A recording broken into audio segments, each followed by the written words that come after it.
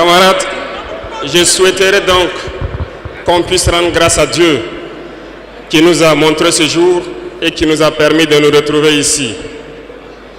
Rendons hommage à nos FDS et nos vaillants VDP qui se battent au front, et c'est grâce à eux que nous pouvons nous retrouver ici pour communier.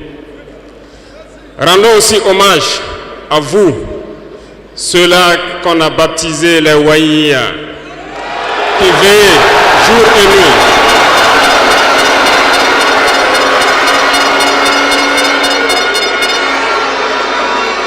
Vous qui veillez sur cette transition, vous qui veillez sur l'itinéraire que nous avons tracé, merci beaucoup à vous. Remercions ici donc nos autorités coutumières et religieuses qui ne ménagent aucun effort pour nous accompagner pour la mobilisation des jeunes à être engagés donc au sein des VDP qui aident les FDS sur le terrain. Merci beaucoup à tous d'être là. Nous ne pouvons pas faire une révolution sans communiquer. Certains diront qu'il ne faut pas trop parler, mais lorsqu'on ne parle pas, c'est la manipulation qui prend le terrain.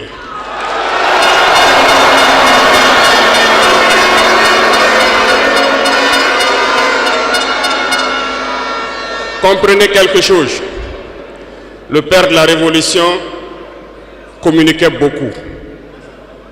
Je parle ici de Thomas Sankara.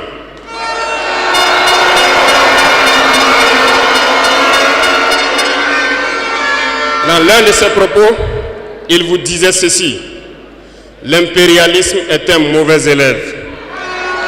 Lorsqu'il est cherché de la classe, il revient toujours. Et je me souviens qu'à son adresse à ses compères donc de la CEDEAO, il disait que pour rompre le cordon ombilical qui nous lie à l'impérialisme, n'allez pas chercher une maïticienne d'État avec des doigts futés, un ciseau bien aiguisé pour rompre ce cordon. Mais plutôt, il vous faudra un bûcheron robuste avec une hache bien aiguisée pour donner un coup sec et rompre le cordon.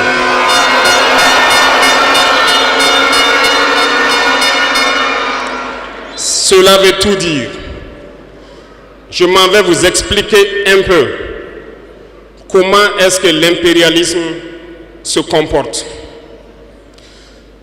Après l'assassinat du père de la Révolution,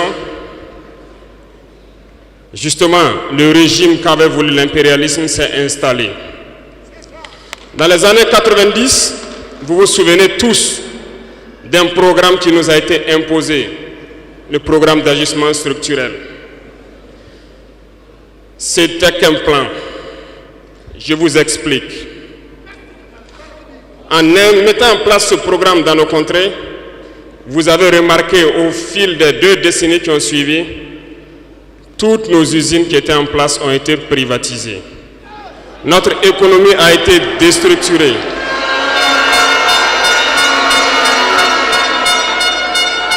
Ils ont mis en place un système néocolonial, un système de capitalisme sauvage qui ne profite qu'aux dirigeants et leurs amis, un cercle restreint.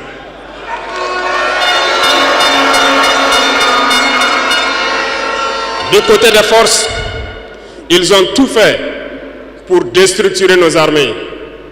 Ils ont dit de baisser le budget des armées, de ne plus les équiper, de ne plus s'entraîner. Ce qui a été fait dans la sous-région. Nos armées ont été réduites en néant. Ils préparaient la chose. Pendant ce temps, les grands pays comme le Niger, le Mali ont connu une résurgence de ce qu'ils ont appelé des rébellions. Des séparatistes venus de nulle part ont tenté de diviser ces pays. Ils n'ont pas réussi. Mais l'aboutissement de leur plan était qu'à partir des années 2010, c'est-à-dire 20 ans plus tard, que le terrorisme s'invite dans nos terroirs. Effectivement, on l'a vu naître 20 ans plus tard. Des individus ont été choisis et on leur disait juste, allez-y les combattre, leurs armées sont déstructurées, nous avons travaillé à ce que cela arrive. Ils ne pourront jamais vous arrêter et vous allez les imposer ce que nous voulons. Ces individus ont recruté de jeunes innocents, ignorants, dans nos différentes campagnes, à qui ils injectent la drogue et les amènent à tuer leurs compatriotes. Et le mal est né. Comment est-ce que ces individus ont été entretenus? N'oubliez pas, ici au Burkina Faso, on hébergeait des chefs terroristes.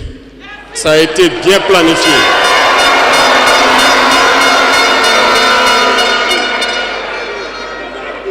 Et comment y arriver?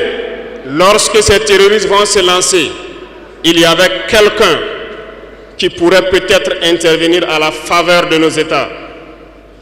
Je nomme ici le feu général Muammar Kadhafi. Il fallait l'éliminer. Et un beau jour, ils sont tombés sur lui. Ils l'ont éliminé. Ils ont encore eu dans ce plan l'ingénieuse idée de mettre toutes les soutes d'armement et de munitions à la disposition de ces terroristes qui devaient donc déstructurer notre sous-région. Le plan était parfait. Et dès lors, ils se sont mis en ordre de bataille. Ils ont commencé à descendre vers le sud. Nous nous souvenons encore, lorsque le régime en place à Bamako en son temps a fait appel donc à des forces étrangères. Il ne fallait pas plus que quelques heures qu'ils se déploient. C'était bien préparé. Ils se sont déployés et ils ont fait semblant d'arrêter le terrorisme. Et immédiatement, nous avons vu l'installation de plusieurs forces étrangères au Mali pendant 10 années. Pendant ces 10 années où le terrorisme était contenu au nord, s'est invité au sud et le Burkina Faso a été infesté à partir de 2015. Tout était bien planifié et bien pensé. Je me souviens encore quand nous étions à Ber, au nord de Tombouctou. On voyait donc des forces spéciales de ces pays-là venir nous dépasser, aller plus en profondeur. Et à leur retour, ils étaient tout rouges. Ils ont des petites machines de foreuse et bien d'autres équipements de géologie que nous contemplons. On se demandait où est-ce qu'ils gagnaient cette terre rouge, parce qu'en patrouillant autour de Ber, nous n'avons pas de terre rouge. Peut-être qu'ils creusaient, ils sondaient, nous ne savons pas de quoi il s'agit. Le ciel malien n'appartenait plus aux Maliens. Tout était bien pensé. Lorsque des gens qui combattaient sur le terrain ont fait aussi le constat, ont décidé à un moment donné de prendre les responsabilités et les voilà sortis de nulle part. On nous traite de putschistes. Nous ne sommes pas français, nous ne comprenons pas ce que ça veut dire.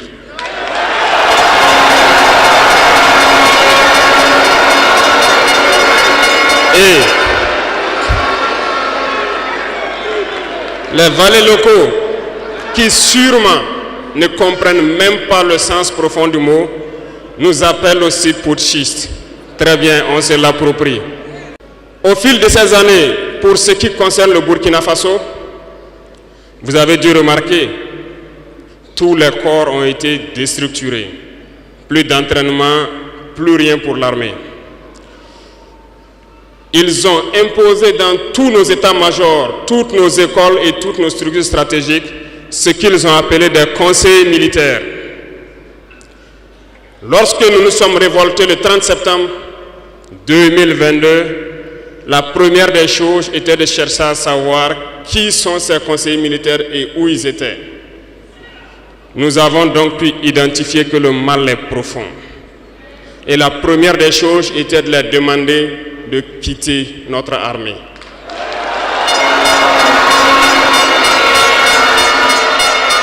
Ils sont partis. Et ce que je vous disais il n'y a pas longtemps, vous ne pouvez pas espérer retrouver votre objet perdu en faisant appel à celui qui vous l'a volé de venir vous aider à le chercher.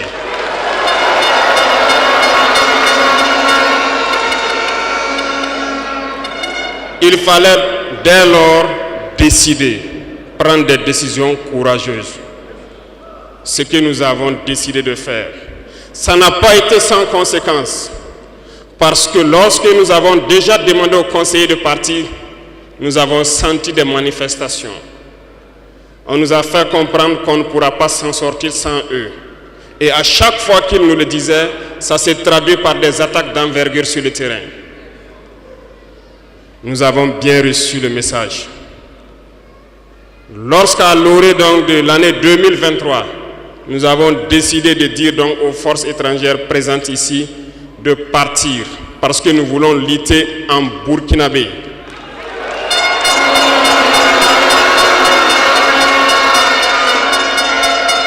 Ils ne l'ont pas sûrement apprécié. Mais pourquoi venir mourir sur nos terres pour nous? Nous préférons combattre nous-mêmes. Nous avons demandé à ce qu'ils retournent chez eux. Malheureusement, je vous le dis ici aujourd'hui, comme j'aime le dire, la colonisation est rentrée. Il y a des esclaves de salon qui n'ont toujours pas compris. En son temps, des officiers militaires nous ont écrit et nous ont approchés pour nous dire que c'était une très mauvaise décision et que nous n'allons pas tenir 2 mois. Des fiches ont été écrites. On nous a transmis ces fiches pour nous faire une analyse stratégique de leurs pensées. Nous avons dit, c'est soit nous sommes souverains ou nous restons esclaves à jamais. Effectivement, lorsque le dernier soldat a quitté le Burkina Faso, nous avons compris de quoi est-ce qu'il s'agissait. Les attaques se sont enchaînées immédiatement.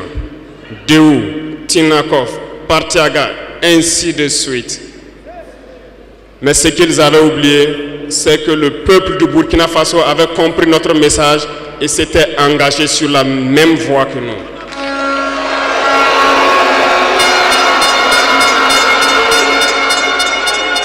Nous nous sommes réorganisés rapidement et subitement, nous avons constaté que toutes les cellules dormantes terroristes se sont réveillées au Burkina Faso. On a réorganisé l'armée au plus vite, à une vitesse inégalée. Nous avons créé plusieurs unités et même si plusieurs autres sont à venir, nous les avons équipées. Et aujourd'hui, cet équipement se poursuit parce que dans les jours à venir, les mois à venir, ce que vous allez voir venir au Burkina Faso doit faire de notre armée une puissance à craindre.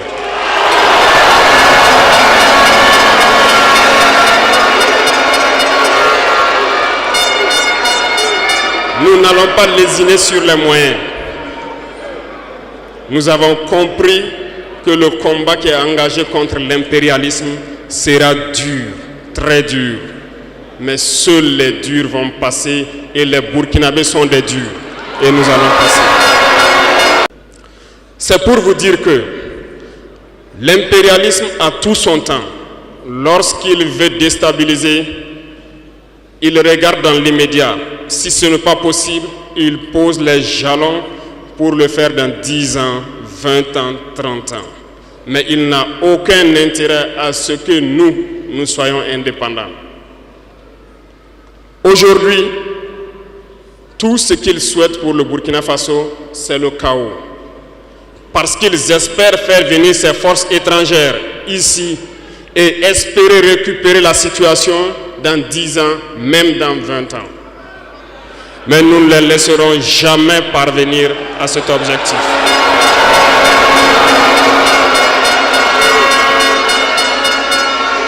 Voilà pourquoi nous avons mis en garde pendant plus d'1 an les valets locaux, les esclaves de salon, pour qu'ils ne trahissent pas leur patrie au profit de l'impérialisme. Certains ont compris, se sont rangés. D'autres n'ont pas compris, peut-être se croyant plus malins. Mais aujourd'hui, nous n'avons plus de sentiments sur ce volet.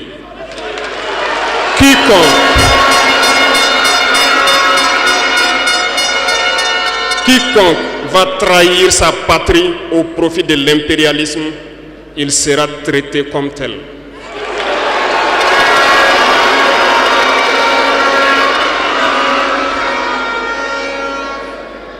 Revenant à notre fameuse CEDEAO.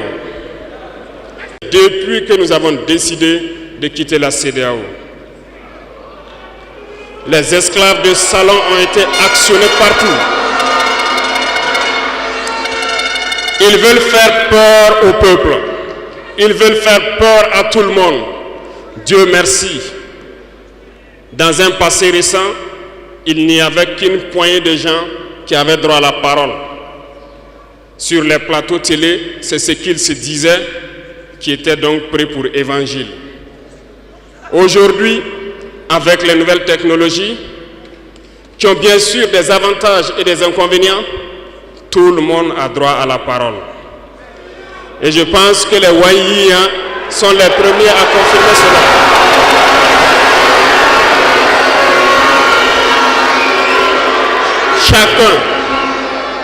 Chacun peut faire son analyse sur une situation. On peut certes se tromper, mais lorsqu'on vient vers nous pour comprendre, nous sommes bien ouverts pour vous expliquer les démarches. Ici, nous allons vous expliquer pourquoi nous avons quitté cette CEDEAO et vers où nous partons. Souvenez-vous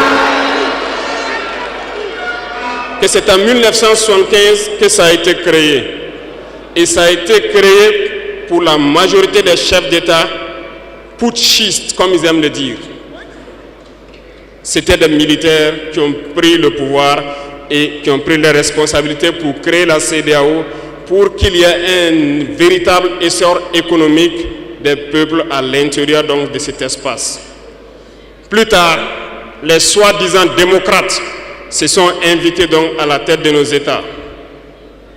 Ils ont vidé complètement la communauté de son fondement.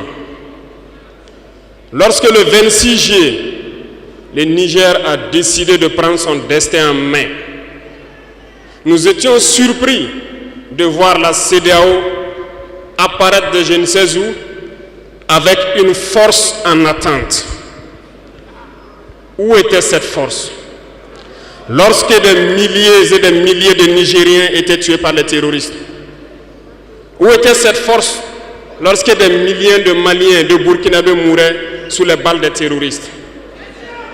Ils ont dit que par la force, ils allaient déloger donc les vaillants fils du Niger qui ont pris le destin en main du pays. Croyez-vous que ce sont des femmelettes qui sont au Niger? Il y a des combattants là-bas. L'armée nigérienne est guerrière. Ils combattent depuis des années. Ce n'est pas une armée de défilé ou une armée de maintien de paix. Et les armées de l'AES ont décidé de s'unir. Nous attendons cette force en attente.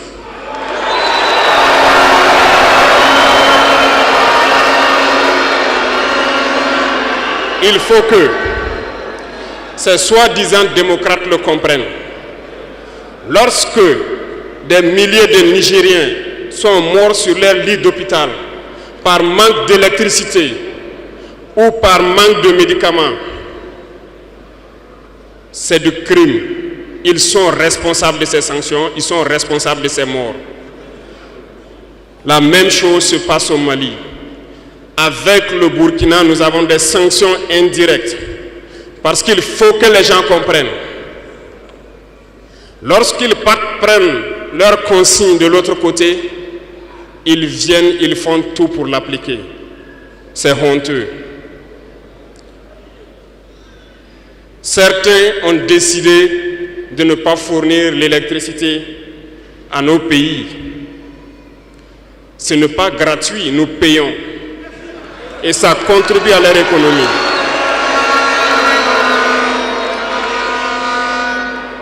Ils ont essayé de faire souffrir le Mali. Et bien sûr, en faisant fi de tous les textes et de ne plus donner l'électricité au Mali, espérant que la population se révolte. Ça ne marche pas. Lorsque ça a duré, certains étaient obligés de faire payer leur propre peuple en augmentant le coût de l'électricité. Ça va encore augmenter.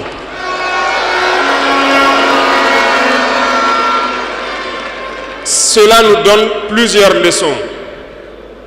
Plusieurs leçons en ce sens que l'indépendance que nous prenons, la souveraineté que nous prenons, nous devons tout faire pour qu'elle soit. Ils nous ont donné de très belles leçons et nous avons très bien compris.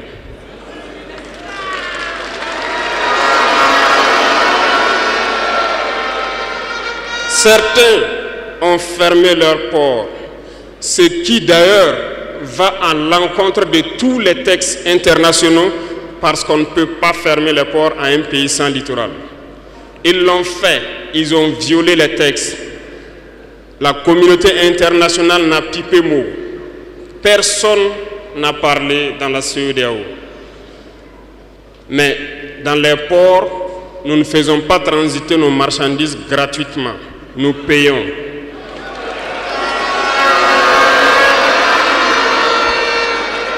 Et ceux-là qui le font récoltent aujourd'hui les pots cassés.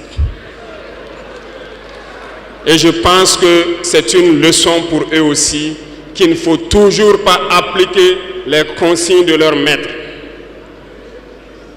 Il faut qu'ils le comprennent pour toujours.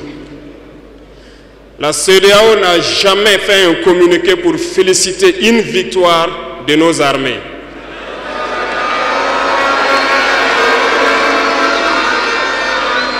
À peine, elle condamne du bout des lèvres et très rarement lorsqu'il y a des massacres.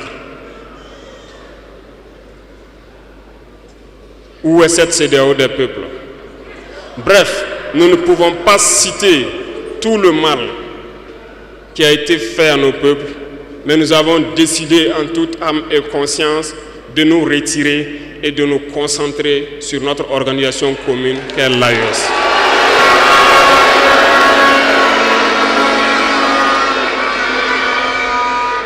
Retenez que il n'y a pas de peur, parce que en prospectant et en nous mettant au travail, nous avons remarqué une chose.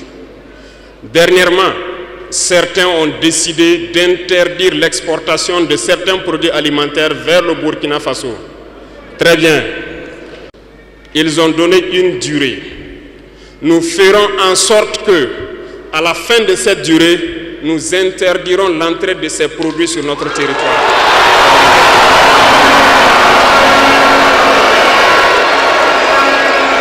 Nous sommes capables. Nous sommes capables et nous sommes très bien capables.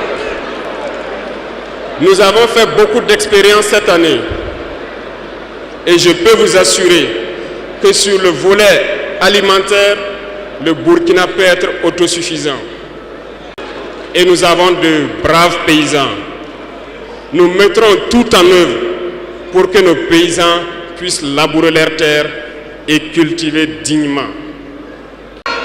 Et je mets au défi quiconque doute de cela, que si nous décidons aujourd'hui au Burkina Faso d'être dans 3 ans ou 5 ans premier exportateur de cacao, nous le serons.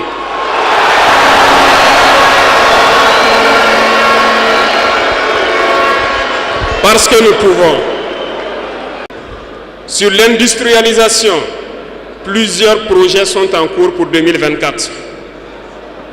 Nous n'allons pas les citer ici, mais sincèrement, nous allons tout faire pour que ces projets voient le jour en 2024. Lorsque vous prenez l'économie, certains, quand on les écoute, ça fait pitié. Ils n'ont même pas le courage de faire comprendre au peuple qu'il y a moins de 5% d'échanges économiques entre les États de la CEDEAO. Parce que tout ce que nous faisons venir vient de l'espace hors de la CEDEAO, nos importations pour la majorité. Et tout ce que nous exportons part hors de la CEDEAO. La malhonnêteté intellectuelle de certains font qu'ils ne peuvent pas le dire, parce qu'ils sont des esclaves de salon. Ils ne peuvent pas vous dire ça pour que vous soyez confiants. Mais je vous invite à rester confiants, sereins, imperturbables, parce que nous pouvons avoir cette indépendance tant sur le plan alimentaire, tant sur le plan industriel. C'est possible et nous sommes lancés sur ce chemin.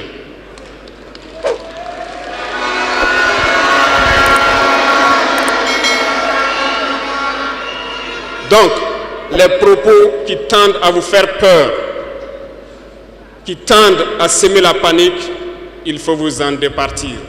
On se mettra au travail et nous allons y arriver.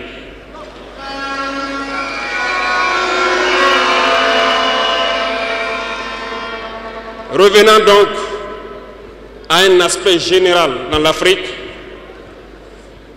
Thomas Sankara disait que l'esclave qui n'est pas capable d'assumer sa révolte ne mérite pas que l'on s'apitoie sur son sort. Cet esclave répondra seul de son malheur s'il se fait les illusions sur la condescendance suspecte d'un maître qui prétend l'affranchir. Seule la lutte libère. Et je m'en vais vous dire que si pour se libérer, un esclave se fait des illusions sur la providence d'une croyance que son maître lui a imposée pour le maintenir dans les ténèbres, il se fout le doigt dans l'œil. Il restera à jamais aveugle dans les ténèbres et ne verra jamais le jour.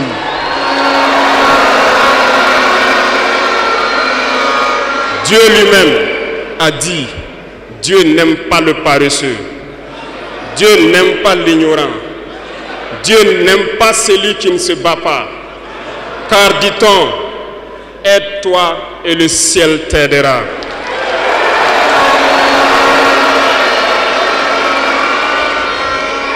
Et je ne passerai pas sous silence une partie du slogan donc des pionniers qui vivent aujourd'hui parmi nous.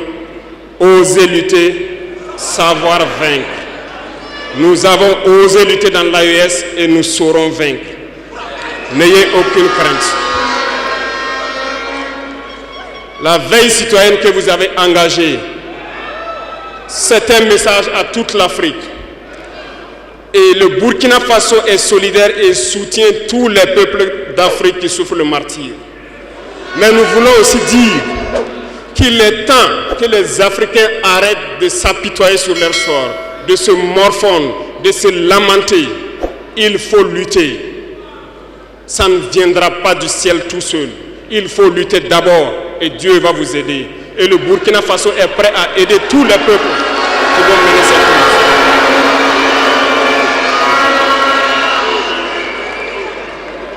Dites-leur à tous ces peuples qui se battent, il est temps qu'ils disent la vérité à leurs dirigeants. Au Burkina Faso, lorsqu'il s'est agi pour nous de contribuer donc pour que le FDS soit équipé, les députés n'ont plus de salaire aujourd'hui. Ils n'ont que des indemnités de session. Les salaires des ministres ont été diminués au maximum et le peuple contribue. Vous ne pouvez pas lutter et vouloir que les dirigeants soient dans un luxe insultant. Les peuples doivent se réveiller et exiger cela de leurs dirigeants.